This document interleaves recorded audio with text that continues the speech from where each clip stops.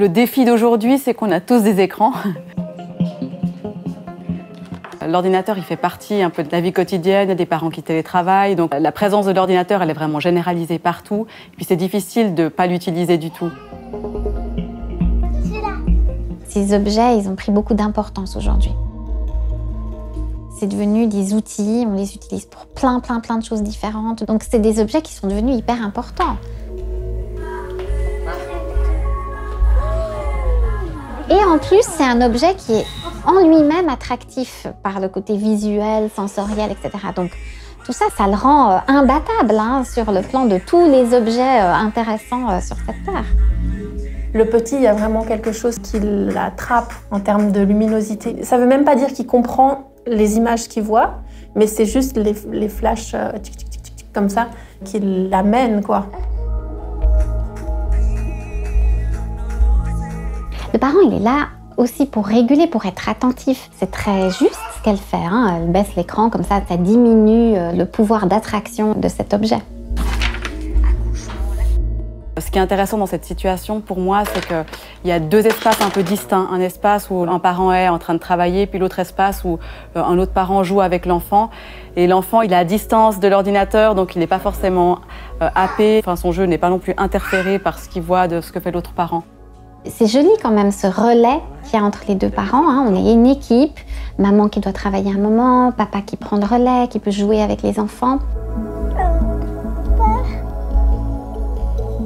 On voit dans notre environnement des adultes, papa, maman, on a tous des smartphones. Donc les enfants, ils vivent dans ce monde-là et ils vont avoir aussi tendance à vouloir reproduire, à imiter ces comportements d'adultes. Ça serait autre chose que le smartphone, un autre objet, un faux smartphone, ils feraient la même chose. Parce qu'en fait, ils font comme nous. Le fait qu'ils s'intéressent aux objets qu'on utilise et qu'ils cherchent à nous imiter, ça fait partie de ce qu'ils doivent faire. Ce qui est vraiment important, c'est qu'à côté de ces écrans, il y a tout un tas d'autres activités. La lecture partagée, c'est vraiment une activité essentielle qu'il faut préserver et proposer très régulièrement aux enfants.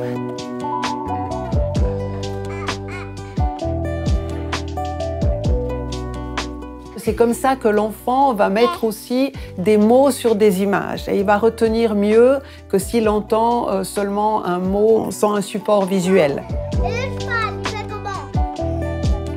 Il y a le livre qui est là, elle s'y intéresse, on tourne les pages, on a un petit moment de plaisir. On est ensemble. Qu'est-ce qui est tellement nécessaire pour eux? Avoir des expériences corporelles, sensorielles, relationnelles, émotionnelles. C'est ça dont ils ont besoin.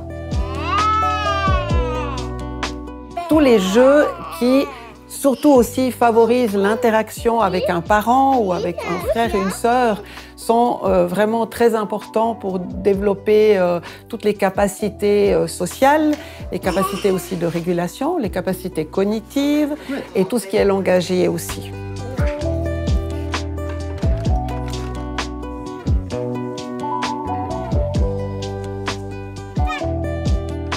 Il y a une seconde activité qui est extrêmement importante pour les enfants, c'est tout ce qui concerne les activités manuelles.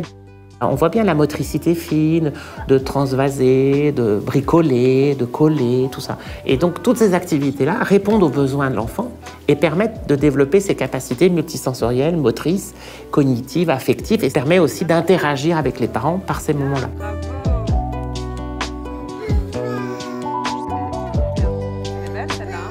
Proposer un écran, c'est pas la même chose que proposer un objet qui est manipulable en 3D, qu'on va appréhender par tous les sens. Un écran, on va surtout l'appréhender avec notre système auditif, notre système visuel, peut-être un peu tactile, mais au fond, c'est pas très varié. Alors que si on a un objet dans les mains qu'on peut toucher, qu'on peut jeter, qu'on peut mettre en bouche, qu'on peut sentir, qu'on peut regarder, on peut écouter le bruit que ça fait. Ça offre une variété d'expériences qui est vraiment très très différente. On est vraiment sur le moment de la motricité, de la découverte de la sensorialité, du monde physique. Ça veut dire vraiment voir qu'est-ce qui tombe, qu'est-ce qui rebondit, qu'est-ce qui est lourd, qu'est-ce qui est léger, qu'est-ce qui est chaud, qu'est-ce qui est froid, qu'est-ce qui est dur, qu'est-ce qui est grand, qu'est-ce qui est haut, où est-ce que je peux me glisser dessous, monter dessus. Tout ça, en fait, l'enfant, il va l'expérimenter. Voilà, elle grimpe, elle teste son équilibre. Donc elle met vraiment en jeu toute sa motricité pour l'aider à se développer. Et puis au fond, il faut très peu de matériel. On peut prendre vraiment ce qu'on a sous la main. Les ustensiles de cuisine, les objets du quotidien, c'est quand même une source de plaisir, une mine d'or pour les enfants. La bassine, pouvoir rentrer tout le corps dans un contenant, ça reste quelque chose d'universel. Tous les enfants, ils vont avoir besoin de le faire. Ça a été démontré, l'enfant joue beaucoup plus longtemps avec ce type de jeu. Il est beaucoup plus créatif, il va rester beaucoup plus longtemps absorbé dans son jeu. L'adulte n'aura pas forcément besoin nécessairement d'être disponible dans le jeu, mais peut être à côté et être dans une activité parallèle, cuisiner ou autre chose.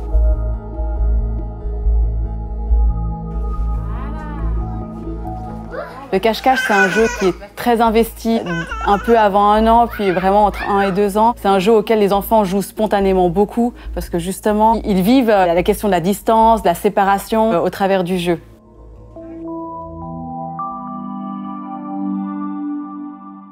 Ils découvrent le sentiment d'exister même quand ils disparaissent. Et ça contribue aussi à forger leur sentiment d'identité, un être qui est différencié du parent. Et donc ils se découvrent aussi comme une petite personne, finalement. On demande beaucoup aux enfants d'être calmes.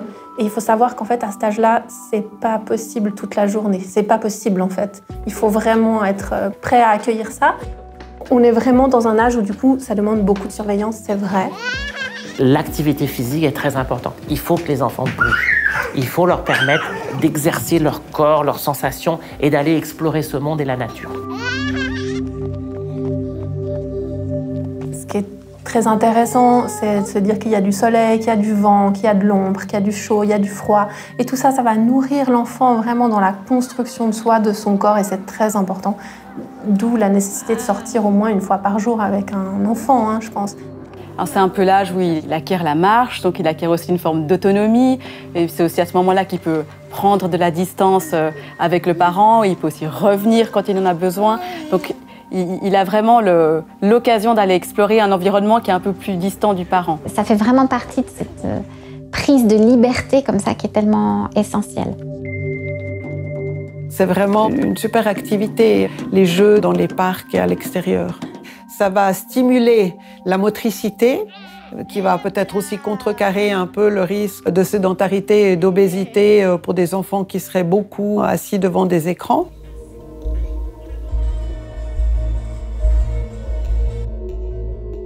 Ça occupe tout son champ visuel, c'est très lumineux, ça a des couleurs, avec beaucoup de choses qui bougent très rapidement. Ça capte totalement l'attention des enfants. On voit qu'ils sont en immersion totale.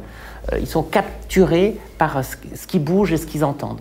Là, au fond, il est dans une situation un peu passive où le flux est continu et il n'y a aucun moyen de l'arrêter. L'écran, il vient amener un silence du corps, ça veut dire une immobilité corporelle. Ce que je trouve très intéressant, c'est qu'elle remet son corps en mouvement. Et un enfant de cet âge, c'est ça dont il a besoin, en fait. Encore une fois, on voit ce corps de l'enfant qui nous parle, qui nous dit ce dont il a besoin, en fait.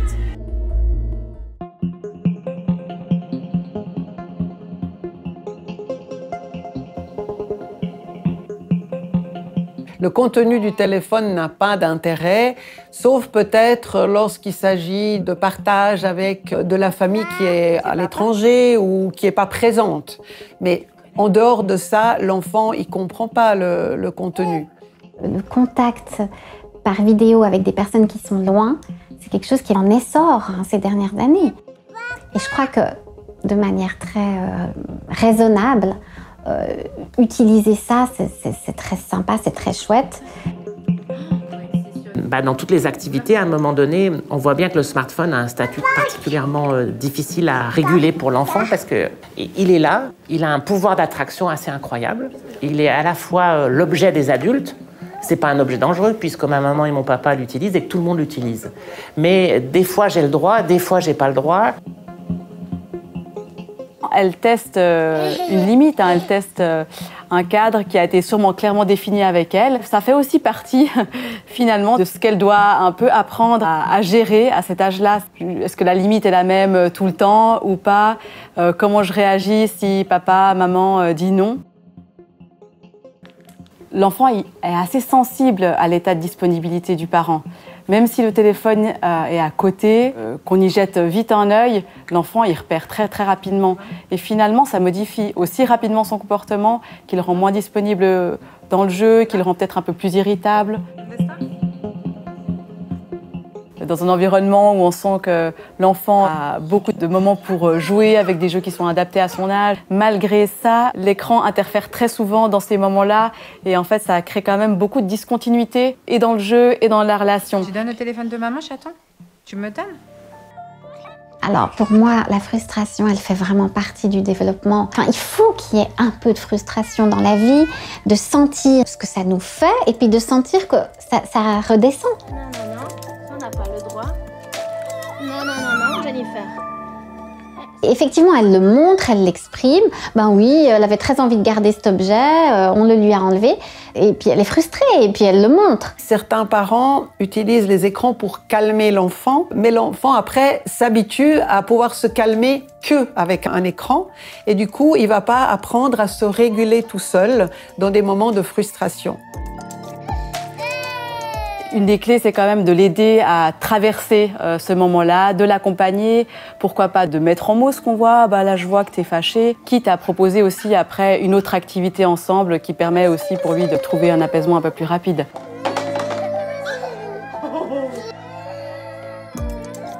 En fait, finalement, l'enfant, il va sortir de la frustration grâce à différentes stratégies qui lui permettent de se réguler. Évidemment, le distraire.